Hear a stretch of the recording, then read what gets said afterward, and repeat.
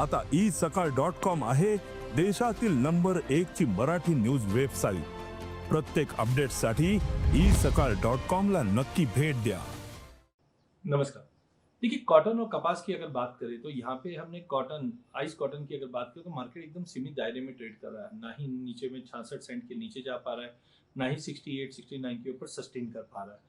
No doubt बीच में हमने dollar में काफ़ी अच्छी गिरावट देखी, जिसके चलते भी प्राइजेस को सपोर्ट मिला था। अब डॉलर में जो तेजी आई उसकी वजह से अपसाइड थोड़ा कैप दिखाई दे रहा है। वहीं अगर ग्लोबल कॉटन प्रोडक्शन की अगर बात करें तो इस बार सप्लाई काफ़ी अच्छी रहने की उम्मीद है, जिसके चलते ऐसा लग नहीं रहा है कि कोई बड़ा ओवरशूट आता हुआ दिखाई दे, क्योंकि चाइना से भी जो नए अपडेट्स आए हैं जहाँ पे उन्होंने इंपोर्ट ऑफ कॉटन थोड़ा सा अपना जो टारगेट है वो कम किया है।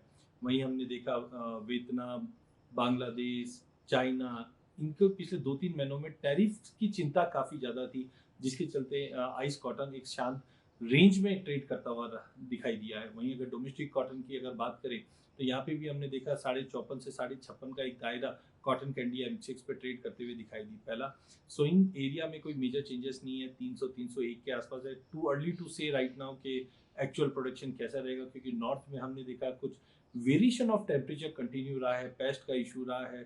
साउथ में हमने देखा प्रोडक्शन ठीक ठाक, स्विंग ठीक ठाक बताया, बट आगे जाकर अगले 15-20 दिनों में मौसम कैसा रहेगा ये काफ़ी इंपॉर्टेंट है। हालांकि इस बार इंडिया में मानसून काफ़ी अच्छा रहा है। प्री मानसून की जगह पे हमने अर्ली अराइवल ऑफ मानसून देखा है, जिसकी चलते सेंटीमेंट काफ़ी इंप्रूव हुए। बट अब जिस ढंग से हमने महाराष्ट्र में बरसाती देखी है, इसका कुछ इम्पैक्ट पड़ेगा क्रॉप पे, ये काफ़ी इंपॉर्टेंट रहेगा। तो अगले 15-20 दिनों में मौसम कैसा रहेगा ये काफ़ी इंपॉर्टेंट, बट एरिया में कोई बड़ा चेंजेस नहीं है। वहीं इंडिया के अगर इंपोर्ट्स की अगर बात करें तो हमने फरवरी ऑनवर्ड्स ही देखा लॉन्ग स्टेपल कॉटन के इंपोर्ट्स काफ़ी अच्छे हैं अभी भी। ग्लोबल मार्केट के मुकाबले अगर हम देखें तो Indian market as of now parity के आसपास ही ट्रेड कर रहा है, जिसकी वजह से हमारे इंपोर्ट्स ठीक ठाक चल रहे हैं। एज ऑफ नाउ डिमांड से कोई ऐसा बड़ा जंप आता हुआ दिखाई नहीं दे रहा। थोड़ा थोड़ा इंप्रूवमेंट जरूर है खास करके इंडिया में, लेकिन बांग्लादेश, वियतनाम, पाकिस्तान, चाइना, जब तक यहाँ से इंप्रूवमेंट नहीं आएगा कोई एक्स्ट्रा बड़ी तेजी नहीं है। इसी के चलते कपास में भी हमने देखा कि 1570-80 के आसपास चलते चलते हमने 1620 के करीब होते हुए देखा है ट्रेड। बट कुल मिला के मुझे लगता है अगले 15-20 दिनों में मौसम, यील्ड और डिमांड में कैसे इंप्रूव रहेगा, क्योंकि जिस ढंग से डोनाल्ड ट्रंप ने 1 अगस्त की डेडलाइन रखी है, उसके ऊपर ही पूरा एग्री ट्रेड डिपेंड करता है। इंडिया और यूएस के बीच में भी ट्रेड ट्रीटी के अंदर हमने बोलते हैं माइक्रो डील हुआ है, क्योंकि अभी भी इंडिया काफ़ी अच्छा हम निगोशिएट बोल सकते हैं, जहाँ पे हमने एग्री को एंट्री नहीं दी है इंडिया के अंदर यूएस एग्री को, क्योंकि हम जानते हैं जीएम का एक बड़ा कंसर्न है एज ऑफ नाउ। तो उसके ऊपर आगे क्या कॉन्सिक्वेंस रहेंगे ये काफ़ी इंपॉर्टेंट रहेगा। प्राइस वाइज की अगर बात करें तो अगले 15 दिन के अंदर हमें लगता है आइस कॉटन जब तक ये 66 के नीचे नहीं जाए, 69 के ऊपर नहीं जाए, एक दायरा बना रहेगा। वहीं M6 के अंदर भी हम देखेंगे, M6 कॉटन कैंडी के अंदर 55-200 का सपोर्ट रहेगा, 56-500 56-800 का रेजिस्टेंट रहेगा, इस दायरे में रहेगा।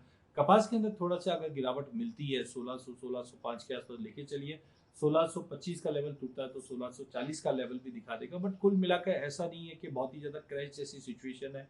स्लोली एंड स्टडीली प्राइजेस को सपोर्ट ही मिलता हुआ दिखाई देगा कॉटन कैंडी और कपास के अंदर। कॉटन सीड ऑयल की अगर बात करें तो काफी शानदार प्रदर्शन हमने 2025 में आते हुए देखा। जनवरी से लेकर अब तक 17.5% की तेजी देखी है। जहां प्राइजेस 27,500-2800 के आसपास टिक रहा था जनवरी में, वहीं हमने एक अच्छी खासी रैली बनकर 3200-3240 के करीब भी जाते हुए देखा। लगभग 17.5% की तेजी मायने रखती है। कारण हम जान रहे हैं, जिस ढंग से क्रॉप के अंदर कोई मेजर चेंजेस नहीं है, अभी भी 300-301 के आसपास का ही क्रॉप हम देख के चल रहे हैं।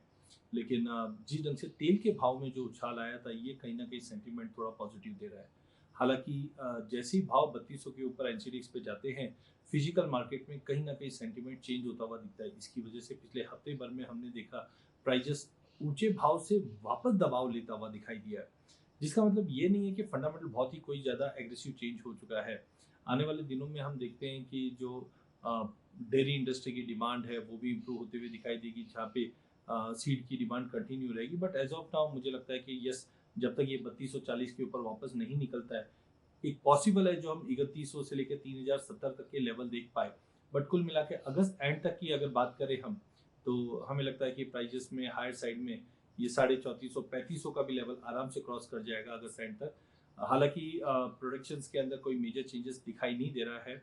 अब देखना होगा कि ऑयल मार्केट कैसे मूव करेगा, ये अगला पड़ाव रहेगा। बट अगला 10-15 दिन की अगर ट्रेड की बात करूँ तो मुझे लगता है कॉटन सीड ऑयल के में थोड़ा दबाव दिखा जा सकता है, जो 3070 3080 का एक बेस बनाता हुआ दिखाई देगा। इस बेस पे हमें लेके चलना चाहिए।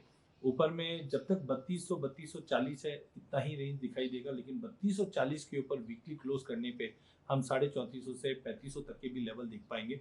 कुल मिला के 3000 के ऊपर काउंटर काफी स्ट्रांग और मजबूत दिखाई दे रहा है कॉटन सीड ऑयल के एनजीडीएक्स पे, जो जुलाई मंथ में थोड़ी बहुत गिरावट जो बची है वो बची है, बाद में मार्केट वापस इंप्रूव होता हुआ दिखेगा। धन्यवाद।